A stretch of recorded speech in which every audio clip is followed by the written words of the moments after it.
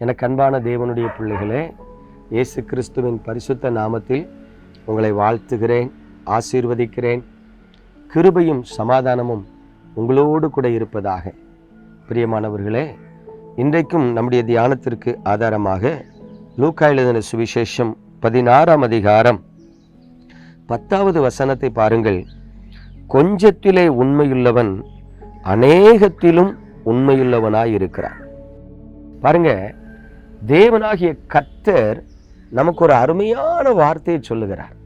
என்னவென்று சொன்னால், எந்த மனிதன் கொஞ்சத்தில் உண்மையுள்ளவனாய் இருக்கிறானோ அவன் அநேகத்திலும் உண்மையுள்ளவனாய் இருப்பான் என்று சொல்லுகிறதை பார்க்கிறோம். பிரியமான தேவனுடைய பிள்ளைகளே, எனக்கு தெரிந்து ஒரு அண்ணன் வேலை கிடைக்காமல் மிகவும் கஷ்டப்பட்டு கொண்டிருந்தார். அந்த நாட்களில் அவர் 9th தான் படிச்சிருந்தார். 9th படித்த மனுஷனுக்கு என்ன வேலை கிடைக்கும் சொல்லுங்க? அப்படிப்பட்ட சூழ்நிலையில் எங்கள் ஜெப ஐக்கியத்துக்கு வந்து ஜெபித்து கர்த்தர் எனக்கு ஒரு ஆசீர்வாதமான வேலை தரணும் அப்படின்னு காத்திருந்தார். ஆனால் 9th படிச்சிருந்தாலும் ஆள் நல்ல பர்சனாலிட்டியாக இருப்பார். நல்ல ஹைட்டு வெயிட்டு, நல்ல ஜிம் பாடி பர்சனாலிட்டியாக இருப்பார். அதனால சென்னை பட்டணத்தில் ஒரு பிரபலமான ஹோட்டலில் அவர் வேலைக்காக கேட்டு செல்லுகிறார். அவருக்கு தெரிந்த ஒரு நபர் அந்த ஹோட்டலுக்கு ஒரு ரெக்கமெண்டேஷன் லெட்டரும் இவர் இடத்துல கொடுத்து அனுப்புகிறார். அந்த ஹோட்டல் நிர்வாகம் இவரை பார்த்த உடனே, அவருடைய பர்சனாலிட்டியை பார்த்த உடனே, சரி இந்த மனுஷனை என்ன பண்ணலாம், 9th தான் படிச்சிருக்கிறான்னு சொல்லி சப்ளையராக விட வேண்டாம், சூப்பர்வைசராக விட வேண்டாம், கேஷியராக வைப்போம் அப்படின்னு சொல்லி அந்த பிரபலமான ஹோட்டலில் இவரை கேஷியராக அப்பாயின்ட் பண்ணாங்க. பாருங்கள், அவருக்கு ஒரு பெரிய சந்தோஷம். அதாவது 9th படித்த எனக்கு கேஷியர் போஸ்டா அப்படின்னு சொல்லி ஆச்சரியப்பட்டு அந்த வேலையில் அவர் சேர்ந்தார். ஆனால் அந்த ஹோட்டல் நிர்வாகமானது தேவனை அறியாத புறஜாதி மக்களால் நடத்தப்படுகிறது. தமிழ்நாட்டில் ரொம்ப ஃபேமஸான ஒரு ஹோட்டல்.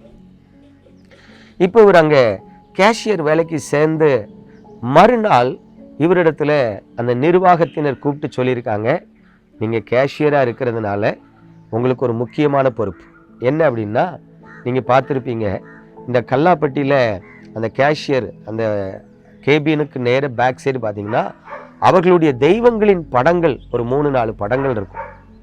அந்த படங்களுக்கு மாலை போட்டிருக்கும். ஸோ அந்த ஹோட்டல் நிர்வாகம் அவர் அழைச்சி சொன்னாங்களா, டெய்லி காலையில் அதில் இருக்கிற பழைய மாலைகள் எல்லாம் கலத்திட்டு புது மாலை போடணும், ஊதுபத்தி கொளுத்தி வைக்கணும், இது செய்ய வேண்டியது உங்களுடைய கடமை அப்படின்னு சொல்லியிருக்காங்க. இப்போ இந்த நபர் வந்து ஒரு கிறிஸ்தவர், தேவனை ஆராதிக்கிற, ஆண்டவரை நேசிக்கிற ஒரு மனிதன். இப்போ இவருக்கு மனசில் அது ஒரு நெருடலாக இருக்கு. நான் ஆண்டவருடைய பிள்ளையா இருக்கிறேன், காலையிலே ஜோமனிட்டு வந்துட்டு நான் படங்களுக்கு மாலை போடணுமா, ஊதுபத்தி கொளுத்தணுமா அப்படின்னா மனசில் அது சஞ்சலமாக இருந்திருக்கு.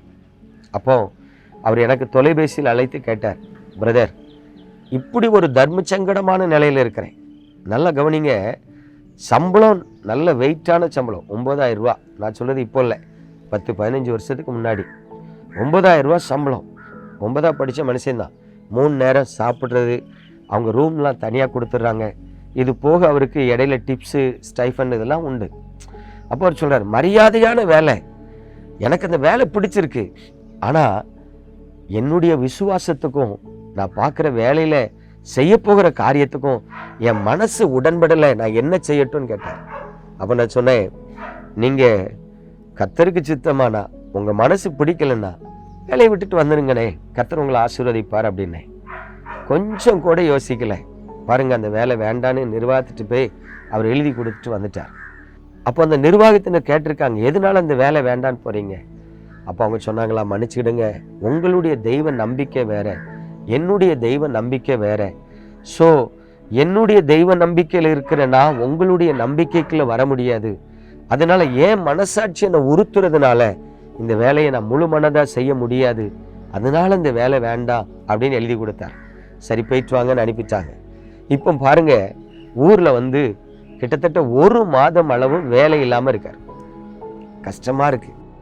என்கிட்ட டெய்லி வருவார், பிரதர் கிடைச்ச வேலையை விட்டுட்டு வந்துட்டேன், கஷ்டமாக இருக்கு, வீட்டில் எல்லாரும் திட்டுறாங்க, உனக்கு அறிவில்லையாடா, அது தொழில் தானடா, நீ ஏன் அதை வழிபாடாக பார்க்குற அப்படின்னு. அப்போ நீங்கள் அவங்ககிட்ட சொன்னீங்களான்னு கேட்டேன். என் கான்சியஸ், என்னுடைய உணர்வு என்னை குற்றப்படுத்துது, என் மனசாட்சி அதை விரும்பலை, அதுக்கு இடம் கொடுக்கலன்னு சொன்னீங்களா? சொன்னேன். வீட்டில் அதை பார்க்க மாட்டேங்காங்க. இந்த சம்பளத்துக்கு உனக்கு வேலை கிடைக்குமா, இப்படி ஒரு கௌரவமான வேலை கிடைக்குமா, அதை தான் பார்த்தேன். அப்போ தான் நான் உங்களுக்கு சொன்னேன், அண்ணே கர்த்தர் உங்கள் இருதயத்தை பார்க்குறார். வேதம் சொல்லுது, மனிதன் முகத்தை பார்க்குறான், கர்த்தர் இருதயத்தை பார்க்குறார். அந்த ரங்கத்தில் பார்க்கிற பிதா வெளியரங்கமாக பலன் அளிப்பார்னு சொல்லியிருக்கு.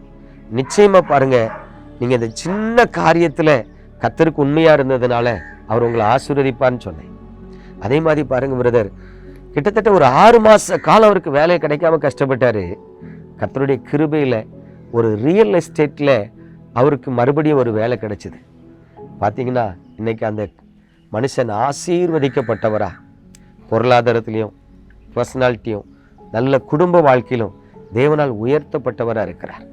எனக்கு அன்பான தேவனுடைய பிள்ளைகளே, ஆண்டவர் சொல்லுகிற காரியம் அதுதான்.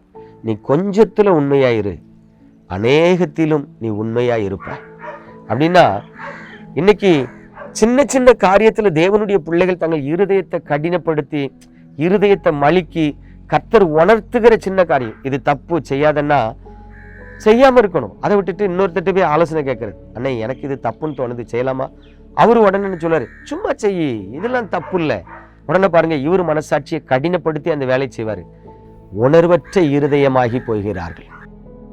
எனக்கு அன்பான தேவனுடைய பிள்ளையே, நீங்கள் கர்த்தரை பின்பற்றும் போது கர்த்தர் உங்களுக்கு உணர்த்துகிற உணர்வுக்கு கீழ்ப்படிங்க. அந்த கொஞ்சத்துல உண்மையா இருங்க, நீங்க அநேகத்திலும் உண்மையா இருப்பீங்க. ஆண்டவர் உங்களை அநேகத்துக்கு அதிபதியாகவும் உயர்த்துவார். நம்ம ஜெபிப்போமா? எங்கள் அன்பின் பரலோக தகப்பனே, பரிசுத்தமான இந்த காலை வேளையில உமது பிள்ளைகளுக்காய் ஜெபிக்கிறேன். நீ தந்த அந்த வசனம் உமது பிள்ளைகளின் வாழ்க்கையை ஆசீர்வதிக்கட்டும், உங்க நாமத்தை மகிமைப்படுத்தட்டும், உமது இரக்கத்தை காண்பிக்கட்டும். உங்களுடைய பிள்ளைகள் கொஞ்சத்துல உண்மையா இருக்கட்டும். மற்றவர்கள்ட்ட ஆலோசனை கேட்டு தங்கள் இருதயத்தை கடினப்படுத்தாதபடி, தங்கள் உணர்வுள்ள இருதயத்தை மழுக்கி கொள்ளாதபடி இந்த கரம் அவர்களை தாங்கி நடத்த வேண்டும் என்று இயேசு கிறிஸ்துவின் அற்புத நாமத்தில் ஸ்தோத்திரித்து ஜெபிக்கிறேன் நல்ல பிதாவே, ஆமென். பிரியமானவர்களே, இயேசு கிறிஸ்துவின் அன்பின் நாமத்தில் உங்களை வாழ்த்துறேன். நீங்கள் உண்மையாக இருக்க பழகுங்க, ஆசீர்வாதமாக இருப்பீங்க. God bless you.